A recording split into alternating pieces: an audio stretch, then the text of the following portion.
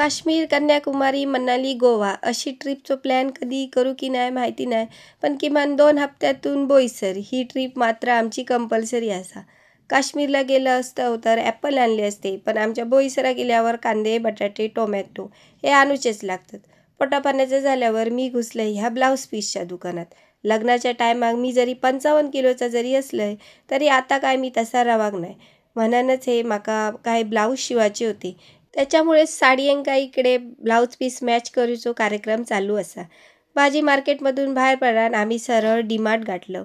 भाजीच्या पिशेचा कुपन घेतलं आणि आतमध्ये एंट्री केल्यावर समजला आमच्या कॅटेगरीत बसणारी म्हणजेच उशिरा येणारी पण आमच्यासारखी बरीच माणसं असत.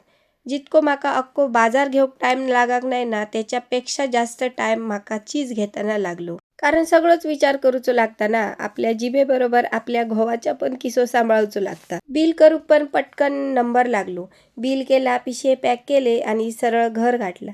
सामान भरून ठेवत होतंय, पण गोलाप्पान बास्केटच खेळाक घेतल्यान. ता सगळा तसाच ठेवून दिलंय आणि भाजी फ्रीजात ठेवूक घेतलंय. 2 कामा करूचीच होती. आता करू वा नंतर करू. चला तर मग आजच्या पुरती इतकेच गजाली. अशा चोले सुक्या मालवणी गजालींसाठी चॅनलला लाईक, शेअर, सबस्क्राईब करा.